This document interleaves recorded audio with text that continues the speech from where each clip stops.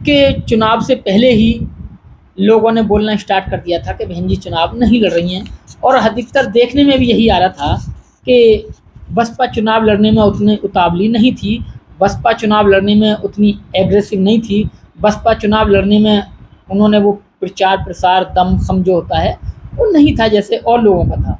और लोग road show कर रहे थे, 20-20 लोग थे। यहाँ तो सिर्फ पार्टी की हमारी एक ही मुखिया हैं और बहन जी ने कह दिया तो ठीक है, नहीं तो वो, जबकि उन्हें आकाश आनंद को तो छूट दे देनी चाहिए थी रोड शो करने की, इधर उधर जाने की, या क्या है और बहुत सारे काम करने के लिए, और उन्हें कम से कम 1-2 साल पहले लगना चाहिए था ये काम। राहुल गांधी इतने बड़े रईस होकर, इतने रईस ज़्यादा होकर, उनके दादा परदादा लोग प्रधानमंत्री रहे हैं, उनकी दादी, उनके परदादा इतने प्रधानमंत्री, जब वो रोड पर थे तो कहीं ना कहीं बहुजन समाज पार्टी के भी किसी ऐसे आदमी को सड़क पे आना चाहिए था। मैं ये नहीं कहता कि बहन जी को आना चाहिए था, चाहे वो आकाश को उतारती या किसी और को उतारती, ये बात होनी चाहिए थी। लेकिन जो पदाधिकारी थे, बसपा के जितने पदाधिकारी हैं, वो एक तो उनका सिर्फ काम है जाके देखना कि कहाँ कैसा काम हो रहा है, वो काम को बढ़ाने का काम नहीं करते। ये ऊपर से नीचे तक आप देखें, कवि हुए, गायक हुए, पत्रकार हुए, इनका अहम रोल हर सरकार में होता है। हर सरकार के पास कवि हैं, हर सरकार के पास अपने गायक हैं, हर पार्टी के पास में अपने प्रवक्ता हैं, हर पार्टी के पास अपने बात रखने वाले प्रोफेसर्स हैं जो बात रखते हैं। लेकिन बहुजन समाज पार्टी एक ऐसी पार्टी है जिसके पास अपना कुछ भी नहीं है। अगर कोई काम कर भी रहा है तो सिर्फ अपने बलबूते पर कर रहा है, पार्टी से उसका, या पार्टी उसे कोई प्रोत्साहन, या पार्टी कहीं उसे प्रोटेक्ट, या पार्टी कहीं उसे प्रोजेक्ट नहीं करती है कि ये जाए अपनी बात रखे आगे बताए।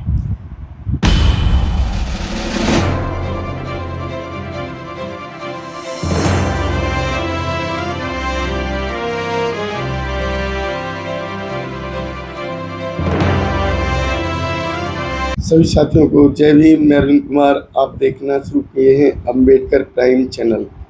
साथियों, अभी 2024 का इलेक्शन समाप्त हुआ है और इलेक्शन में 2 पार्टियां जो कि बराबर का जनाधार लेके आई हैं। 272 का जो टारगेट है, उस टारगेट को दोनों ही पार्टियां नज़दीकी से देख रही हैं और सरकार को कौन बना पाती है, इस बात पर चर्चा करने के लिए। और दूसरा, जो अन्य पार्टियां जो कि बड़े जनाधार को लेके चलती थीं, आज शून्य पर भी टिक गईं, तो क्या कारण रहा, इस बात की समीक्षा भी करेंगे। तो हमारे साथ हैं राष्ट्रीय कवि शशि भूषण जी। जय भीम सर। जय भीम, जय भारत। सर, अभी जो 2024 के परिणाम आए हैं और सरकार बनाने के लिए 272 का टारगेट चाहिए, तो आप उस टारगेट को कैसे देख रहे हैं? देखिए, कांग्रेस भी जनाधार के जो उसे 272 टारगेट है उसके पास है, और जो एनडीए है यानी मोदी है वो भी उसके पास है। लेकिन मोदी के पास अभी नीतीश कुमार और चंद्रबाबू नायडू हैं, तो वो टारगेट को पूरा करते हुए हैं। अगर चंद्रबाबू नायडू और नीतीश कुमार पलटी मारते हैं और वो कांग्रेस के खाते में जाते हैं, कांग्रेस के खेमे में जाते हैं, तो कांग्रेस सरकार बनाती है। लेकिन बीजेपी भी किसी हालात में कांग्रेस की सरकार नहीं बनने देगी। लेकिन कांग्रेस को भी चाहिए कि वो भी बीजेपी की सरकार किसी भी हालात में ना बनने दे, चाहे अच्छे से अच्छा पद इन दोनों को ऑफर करना पड़े। ये कांग्रेस को सोचना चाहिए, क्योंकि 5 साल बहुत ज़्यादा होते हैं। हो सकता है कि आने वाले 5 साल में कांग्रेस का पत्ता साफ हो जाए। हाँ, ये भी हो सकता है कि अगर कांग्रेस चाहे तो साम दाम दंड भेद लगा के अपनी सरकार बना ले और वो बीजेपी का पत्ता साफ कर दे। ये तो नूरा कुश्ती है, दोनों की चलती रहती है, चलती रहेगी।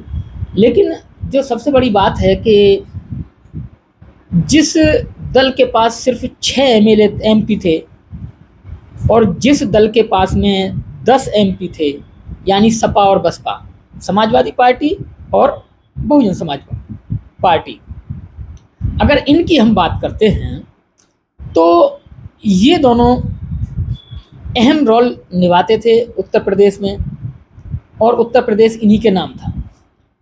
लेकिन समाजवादी पार्टी ने अपने आप को स्टैंड किया खैर कांग्रेस का इतना जनाधार उत्तर प्रदेश में नहीं था, लेकिन कांग्रेस ने अपना जनाधार भी स्थापित किया बीजेपी के सपा के साथ मिलकर, और सपा ने भी अपने आप को स्टैंड किया। लेकिन सबसे बड़ी जो बात रही है वो ये रही है कि बसपा बिल्कुल साफ। तो इसके कई कारण देखने को मिलते हैं। एक तो कारण ये भी था कि चुनाव से पहले ही लोगों ने बोलना स्टार्ट कर दिया था कि बहन जी चुनाव नहीं लड़ रही हैं, और अधिकतर देखने में भी यही आ रहा था कि बसपा चुनाव लड़ने में उतनी उतावली नहीं थी, बसपा चुनाव लड़ने में उतनी एग्रेसिव नहीं थी, बसपा चुनाव लड़ने में उन्होंने वो प्रचार प्रसार दमखम जो होता है वो नहीं था जैसे और लोगों का था। और लोग रोड शो कर रहे थे, 20-20 लोग थे। यहाँ तो सिर्फ पार्टी की हमारी एक ही मुखिया हैं, और बहन जी ने कह दिया तो ठीक है, नहीं तो वो, जबकि उन्हें आकाश आनंद को तो छूट दे देनी चाहिए थी रोड शो करने की, इधर उधर जाने की, या क्या है और बहुत सारे काम करने के लिए, और उन्हें कम से कम 1-2 साल पहले लगना चाहिए था ये काम करने के लिए। जब राहुल गांधी इतने बड़े रईस होकर, इतने रईस ज़्यादा होकर, उनके दादा परदादा लोग प्रधानमंत्री रहे हैं, उनकी दादी, उनके परदादा इतने प्रधानमंत्री, जब वो रोड पर थे तो कहीं ना कहीं बहुजन समाज पार्टी के भी किसी ऐसे आदमी को सड़क पे आना चाहिए था। मैं ये नहीं कहता कि बहन जी को आना चाहिए था, चाहे वो आकाश को उतारती या किसी और को उतारती, ये बात होनी चाहिए थी। लेकिन जो पदाधिकारी थे, बसपा के जितने पदाधिकारी हैं, वो एक तो उनका सिर्फ काम है जाके देखना कि कहाँ कैसा काम हो रहा है, वो काम को बढ़ाने का काम नहीं करते। ये ऊपर से नीचे तक आप देख सकते हैं। एक छोटे से छोटे प्रभारी को लेके और प्रदेश अध्यक्ष और प्रदेश प्रभारी को भी आप देखेंगे तो उनका सबका अपना काम सीमित है।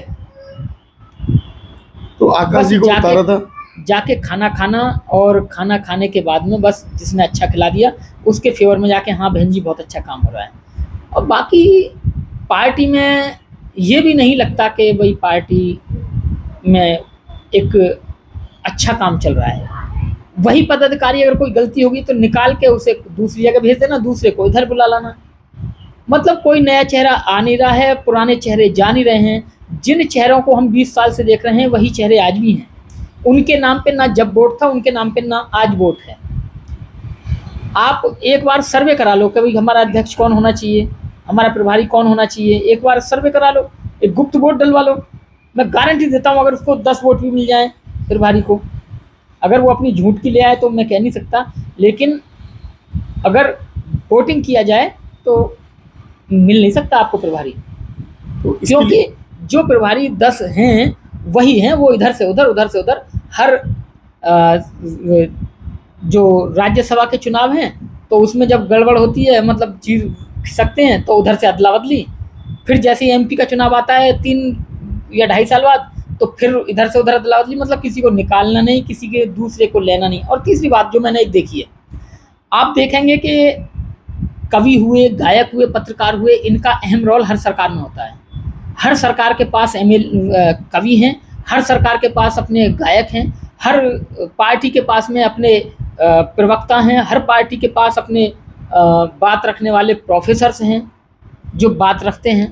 लेकिन बहुजन समाज पार्टी एक ऐसी पार्टी है जिसके पास अपना कुछ भी नहीं है। अगर कोई काम कर भी रहा है तो सिर्फ अपने बलबूते पर कर रहा है, पार्टी से उसका, या पार्टी उसे कोई प्रोत्साहन, या पार्टी कहीं उसे प्रोटेक्ट, या पार्टी कहीं उसे प्रोजेक्ट नहीं करती है कि ये जाए अपनी बात रखे आगे बताए।